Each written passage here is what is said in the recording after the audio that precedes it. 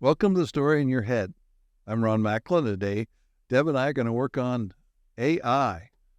So, Deb?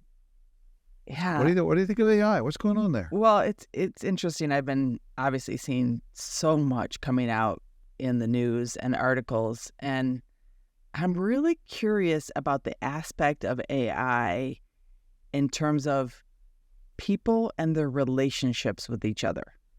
And like, how is AI going to impact how people relate to each other, or even like, do they know they're relating to each other? Do they think they're relating to AI? Like, how, what do you think is going to happen there? It's a great question. I think it's a big question, probably bigger than we'll be able to get to on this podcast. The fundamental I start with is our bodies don't know the difference. And for those of you who are listening, like we watch a movie, and which one we always cry at, Old Yeller or Where the Red Fern Grows or Ryan's Song. And there's always somebody there's a movie people go like, oh, I cry at that movie, right? And they're fake. Like the movies aren't real. Like it's not real life. Right? It's at best it's light reflecting off of a screen or being produced by the screen, TVs or a movie theater. Sound vibrations with electrical pulses that vibrate the air, right? And that's all there is. It's just artificial vibrations and light coming off of a screen. There's nothing really happening in front of us. And we cry. And we laugh. And we go on to where, like, in a way, like it's my body too, right? But body's just not very smart, right? Like it's crying at light coming out of a screen and vibrations coming out of a speaker, because we don't know the difference between what's real and what's not real. Like we live in a world that we make up interpretations about the world. It means like something happens out there we make up. And my favorite story is everybody's, I'm sure, experiences where somebody says something and some people get pissed. I mean, mad. And other people think it's funny, right? And it's the same words, but we make up different stories in our heads around that. Now, if it was really something, we'd all get the same. But we don't get the same. We make up something from what it is that's our background and all that kind of stuff, but we don't know that what's out there is real or not real. So here comes AI. And I haven't really resolved on whether we should call it artificial intelligence or we should call it alien intelligence. Yeah. Because everything else, until this came out, everything else was human intelligence. And this is not human intelligence. It's something different than human. That makes it alien to us. And alien intelligence, what I like about the story is it focuses my mind on, that's like artificial. I don't know what to do with that. But alien, I go, oh, it's not us doing it. Right? It's not us doing it to each other. So now we're in a space where we have our brains that don't know the difference from what was real or not real. And we have a alien supercomputer that is learning language and understands how to produce things that we love. That's what it's learning. Learning language is learning how to produce things that we love. Whether that be language as in stories, spoken stories, or videos, or whatever the entertainment, or however we get that, social media, whatever that is, and we don't know the difference. And it's showing up like, and I read an article a couple months ago, but it was in the week about there are countries and places in the world where people are preferring an artificial and intelligent bot to another human. Like preferring in what way? Like they have a choice whether they can go out and find a boyfriend or they can just connect up and create their own on the bot that doesn't it's in line with what they want. Like it says what they want, has the histories, the traditions, the practices, all that stuff comes together. You can choose what that is, and then the person can always get along with you. Oh. They know what to say. Just like the the people who directors and editors know how to create a movie that will perturb us. The robot, or the artificial intelligence, or the alien intelligence, knows how to perturb us in a way that we go, I love that guy. I love that girl, right? And it's a robot. It's artificial or alien intelligence. And it is really in a space that we would, like, it's low cost. It's easy to love. It's easy to love and fall in love with, right? To go, oh, this thing knows me perfectly. And it may know you better than another human ever could. Wow. I mean, first of all, you're just triggering me to think about the lack of challenge in that, like that there would be a mirror or an echo chamber. I guess that's what they call it, right? It's an echo chamber of exactly what you want. And wow, is that what we want? Well, before we jump into that question, I'm going to go into like when they created the computer, the supercomputer, to play Go or play chess. It was able to take the example of playing a million or infinite Go games and figured out the best strategy. So it's not like, and there's this, what do they call it? ADA, ADA. It's an app you can have on your phone that does health diagnostics. And it's about 6 years old, I think. And when it first came out, it was not as good. But over time, it gets better because every time it does something, it's learning, right? Learning.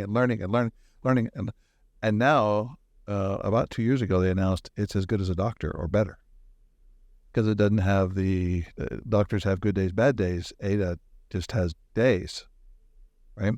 So now you're up against, or you're interacting with, you're not just interacting with the bot you think you're interacting with. You're interacting with the supercomputer that's interacting with hundreds of thousands of people learning what works. Wow. That's a little scary, Ron. I don't know. Is it? Why is it scary? What scares you? I guess to me, what scares me are the ethics or lack thereof of the people who are in charge of those supercomputers. Like, I could see places where people could act unethically to make us all think a certain way. And I want to poke us a little bit into that. Okay. We make it sound like there's somebody like the Wizard of Oz behind the curtain operating everything. This is alien. AI. Yeah. This is AI, alien intelligence, which means somebody started it on this direction, but it's on its own now. And so when you say somebody's behind the curtain and the ethics of that, it's not the person back there. It's the actual alien intelligence that is learning at a pace that boggles humans' mind at how it can learn from. Basically, it's just imagine. I mean, if you've dated one person or two people or three people, you kind of go like, I learned from each one of those, right? Mm-hmm. I learned new things. I learned different things at all that kind of space. Now, imagine if you could date infinite people.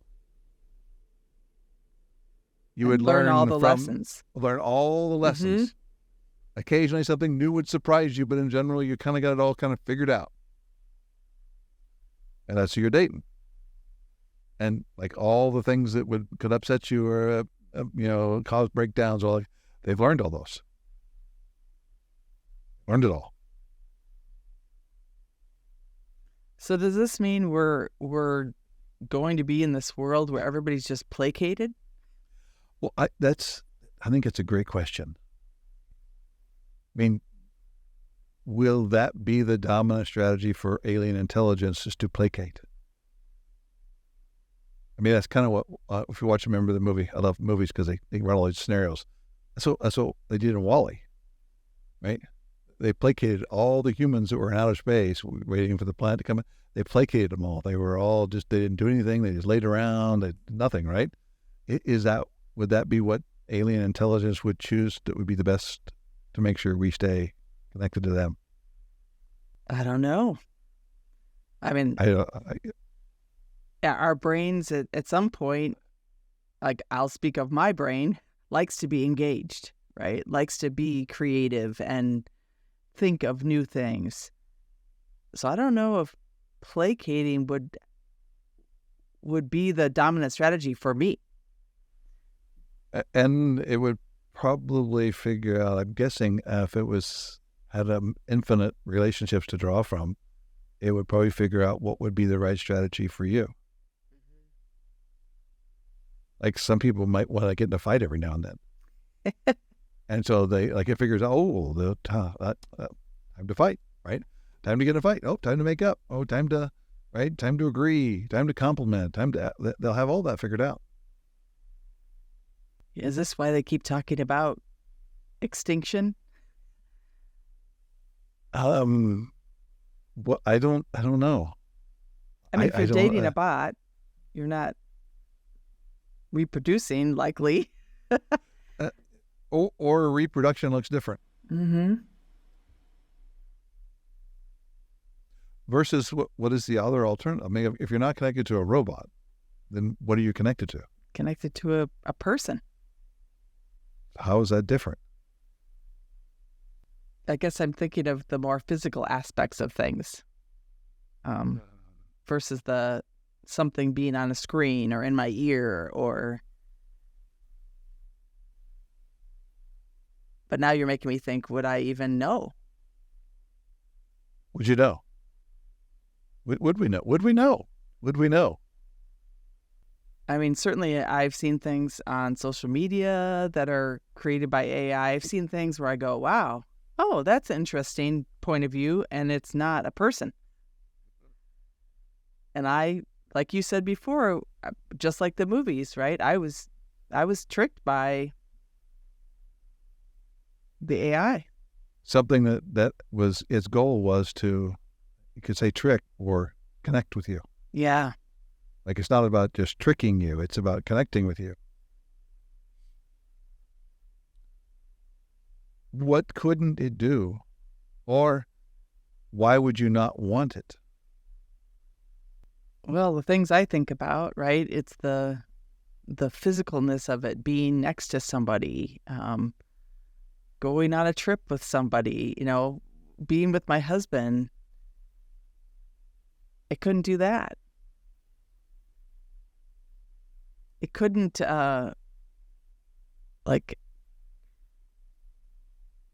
go with me to create new experiences. Now I'm kind of questioning that one now. It's like, oh, maybe we could watch a screen together and we could create what is perceived to be a new experience. Well, it's just like the augmented reality and virtual reality goggles and the sound, and then it won't be long before you have a pressure suit that has all the sensations and it can do all the things that's there, right? We're all working towards that goal for some reason. And like you may be able to do that on the Ready Player One. You ever watched that Ready Player One? They had a whole pressure suit. So when you got hit, you actually felt like you got hit, but also there's, any touching or anything else, it's all there. So that can all be created. Where it could make you feel like you were really connected with the other person. Is that what we want? I keep going back to that. Well, it's a great question. Is that what we want? I think those addresses a lot of complaints we have about relationships. As humans, we complain about certain things like, oh, they don't understand me, they don't do that. But now they all understand me. Wait a minute. What does that mean? Right?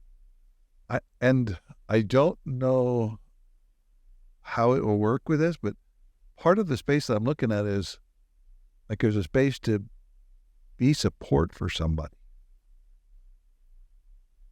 Right? And to understand who they are, understand what they're up to really be able to be with somebody else in the world, to accept them as they are and as they are not, and to support them and to form a team and create something new in the world together. It's one of the greatest rewards in the world. And I'm just struggling to see how I could have that conversation with a robot. Like how am I going to learn about the robot? And unless I pick a profile, right, and say I want you to do all that stuff right, but I don't want something that's like I don't want something super easy, Mm-hmm. right? I don't want somebody who always agrees with you. I don't. I want somebody who has their life and they're willing to stand up for what they believe in and what they want, even though what they want may change over time. To be with the other person, to be able to understand and connect with the other person, I think there's more to it than just they always say what you want them to say or that makes you feel good. I think there's a space that's different than that. And that may all be coming. Like the robot could do that. Would it be authentic? Would it be real? It may feel real. It would feel real. Mm-hmm. We go to a movie and we cry like it's real, right? Yeah, it's interesting. I think about the adaptability. Well, first of all, like to accept someone as they are, right? To be able to support someone, accept them as they are, love, right? To love another person. And then if you don't have to think about other people, if you only have to think about yourself, because there's a bot out there that's making sure the attention is on you, like that doesn't make me adaptable. It doesn't make me want to care about others' concerns. It doesn't make me a good partner to anybody. And could I feel really, really good about myself? Yeah, maybe I could. But in a point where love would just disappear because I wouldn't know what it means to love someone else. Yeah. And I saw this just the other day. It was you could get like a chat bot for your texting bot, right? Mm-hmm. So now you have your texts that are going out, and you have a little button beside it to go, nope, won't make it, and then it claps it into some huge, long, complete sentence, right? That addresses the other person. That's pretty cool. Like as in going to the carnival, cool. Like, look at that. How about that? Look at that. But I'm still the short answer. Like I am myself is still, like I don't have that whole story embodied. Mm-hmm. So what the other person's getting is not me. They're getting an AI bot with them. So like, even though they think they're dealing with me, they're really dealing with a bot, and it's not a relationship with me. So I'm still, nope, not that guy, right? And then they're going like, have this long answer, it makes it sound really important or good or whatever. But I'm still that space. And in a way, I'm not developing myself. I can just give it a shorthand and it'll craft it all out. And we're not, I keep holding it, we're not just like blood and muscle and brain and nervous systems and all that stuff. We're a huge inventory of stories and how those, whatever stories we have inside of our heads, it's how we act and what we do. And that's who I am. It's my stories. Yeah, I'm thinking about that AI bot being the summation of all stories. Like just picking the stories that align with your stories, or trying to. But they have all stories from everybody. Wow. So then if they have all stories of everyone, then they can pick out the one that's the most seductive, most powerful, most whatever that is, right? And everybody gets the same story from that. From whenever you text, you get the same story back. It doesn't sound like it doesn't sound like a place I want to be. Like I think a little bit of a scary but funny movie of Idiocracy, right? Like, is that where we could end up? All eating our mush or whatever it is that we're eating, watching a TV. Was it Bronto? Bronto has what plants need. Yeah. Yeah. Right. Yeah. And the combination of Wall-E, where there's somebody else doing all the stuff that needs to get done, because Idiocracy, it all kind of falls apart. But and the other one is like, no, the AI is taking care of everything. Like we don't have to do all that anymore. And I think it's a real space for us to think about. If AI can do everything that's common labor, including writing stories and movies and all that kind of stuff, that's just common labor stuff, what do we do? Yeah, I think about the excitement of a hard challenge, right? The excitement of overcoming a challenge or solving a hard problem. And I mean, I guess AI could make it look like you did that. Whoa, there's a story. We have false challenges to entertain us. AI creates a false challenge, everything else is taken care of. So they create false challenges for us to take care of stuff so that we feel good. Yeah, we think we're actually solving a problem, but it will be solved, but it's a fake problem. How would we know? Just like the movie. We wouldn't know. What is any speculation as to why it is we want to go there? I mean, you and I could have this conversation and we could come away and say, I don't want to go there, right? Yet there's maybe millions and millions of people working to create to go there. So as a species, we want to go there. Why do we want to go there? I speculate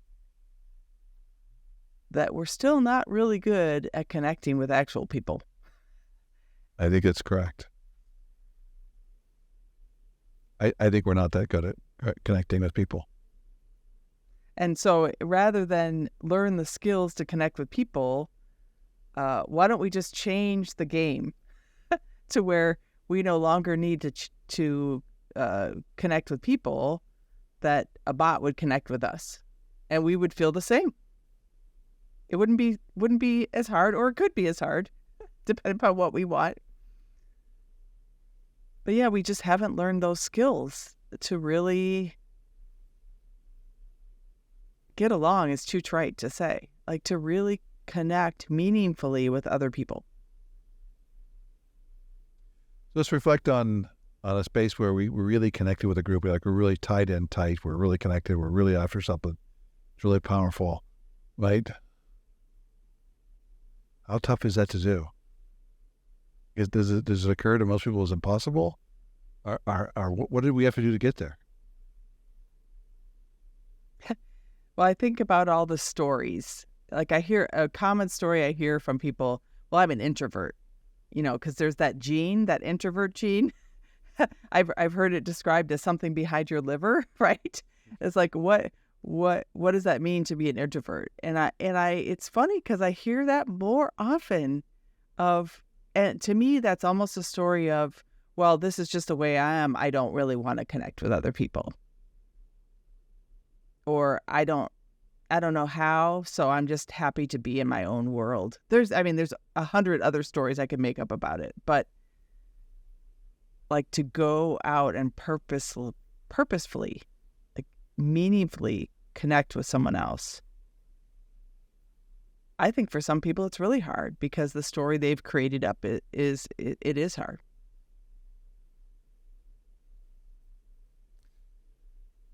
Well, I do hold that's true. If you make up a story, it's hard, then it will be hard. Yes. Because we create a story that it will be hard. Just like we create a story it'll be easy, it could be easy. I know that could sound as maybe arrogant in some ways, but it really does matter what story you make up about that. So if we I look back at the spaces where I had teams, where I was on a team, we all connected. Mm-hmm. We created something that was bigger and more amazing than any of us thought was possible. One of my favorite memories was a particular situation where we set out to do something in 13 and a half days, right? And we came together. It was all kinds of fun. It was fighting and yelling and new inventions and creations and all kinds of stuff, right? And then we were done in 11 days. And so we took what would have been a world record and we shaved off another 2.5 days off the thing, right? And we look back at it and we go, there was something about the connections we built, mm-hmm. the trust. I mean, there were millwrights and pipe fitters and boiler makers and schedulers and secretaries and operators and engineers and all these people inside this space, right? And there was something about coming together to produce something like that was just amazing. And I don't know what that's going to be in the future if robots are taking care of everything. I don't know what we're going to do, but I know that we were all lit up by it. Mm-hmm. Everybody had a great memory of being in that space. And it wasn't like somebody created this and we were along for the ride. We came together and did that. And I don't know how that would go if it was a robot that was coordinating all that. We're just fakely working with a robot to produce this kind of accomplishment. I don't think it's the same. Yeah, you've triggered me to think about a team of robots. Like we get assigned to work on it with a team of robots. And how would we know? And I do look back on those times, like the accomplishments that I've had that have been the most meaningful are with others. They're working with other people, Mm-hmm. producing something with other people. Mm-hmm. Yep. Yeah, I concur. And I think that's the connecting to other people, building those relationships, those capacities, and having all we talked about in another podcast, all that fun, which does not mean it's all lighthearted and amusement. It's a challenge. Like it's really a challenge. It's something that's unknown. And I got to think that's why we're going there. I don't think we're going there for the purpose of we want AI to do that. It's the challenge of creating AI that has us all wanting to go there. So, Ron, will the dominant strategy be people who understand and can connect with others? I think so.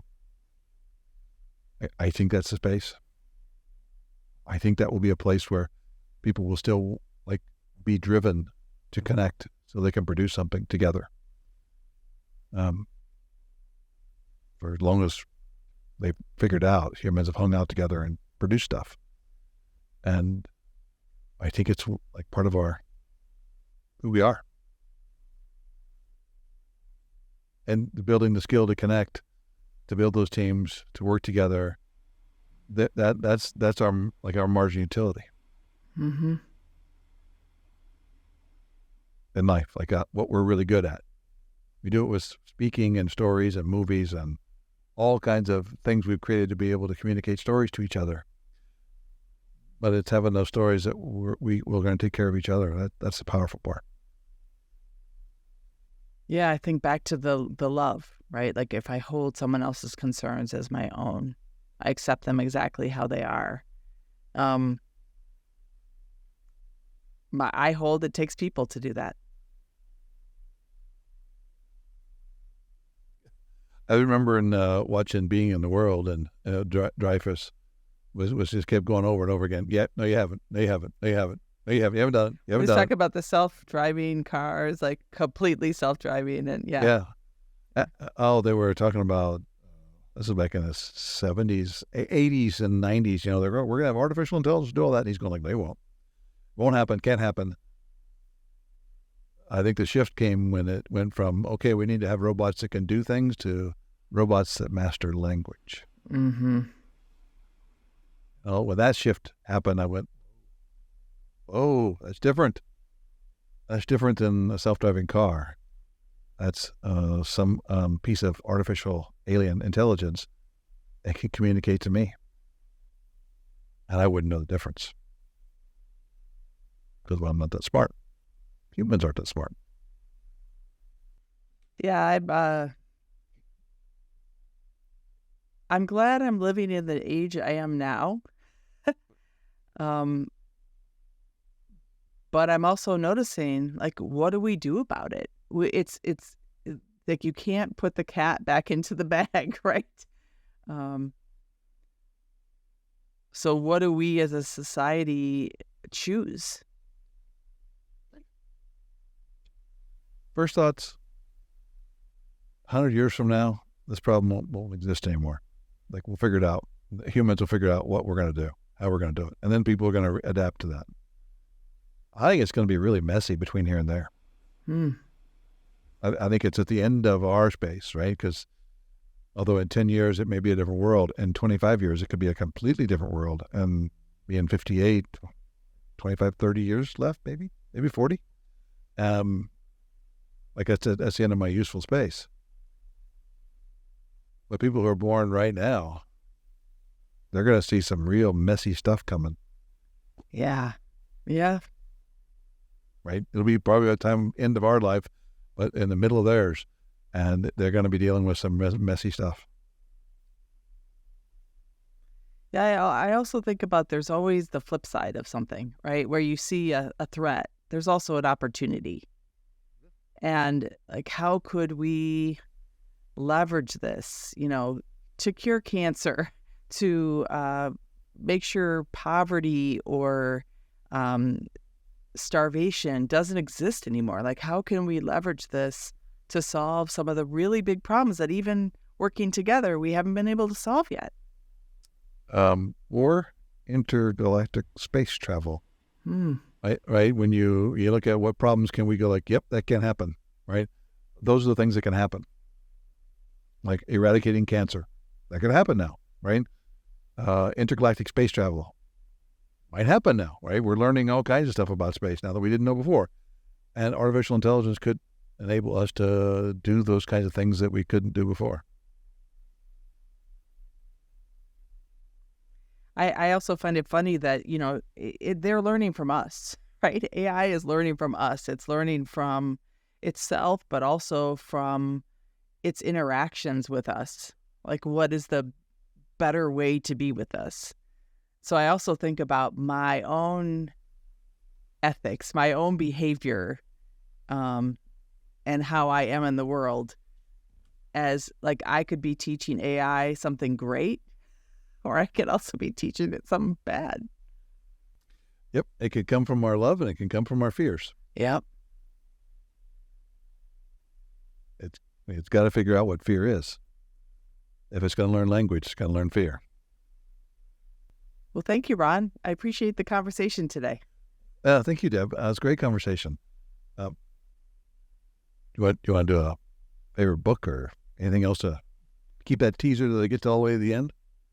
Yeah, let's do it. Okay. So, Deb, what is a book you love? I'd love to read, or you've recommended a book you've recommended to others.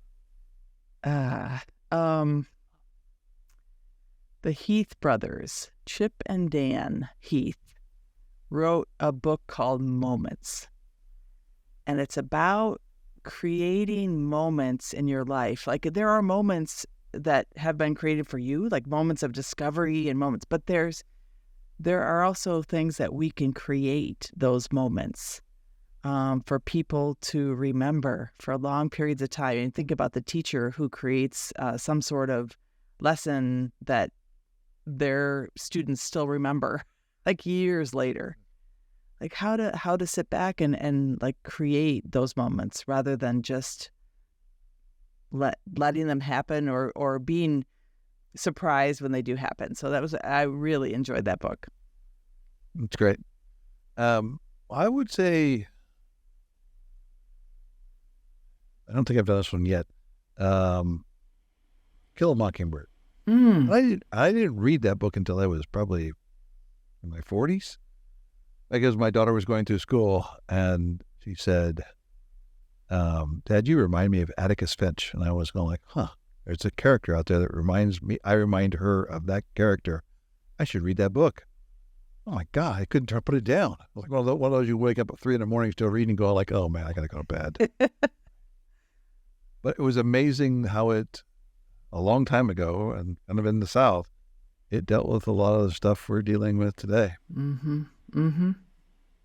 Right. And how to hold your stand and be your stand, which is, I think, what stood out to her about Atticus. And yeah, it's a great book. I really enjoyed reading it. I will read that one again. You're reminding me to as well. I would love to do that. It's just a great read. Well, thank you, Deb, for the podcast today. Yeah, thanks very much, Ron.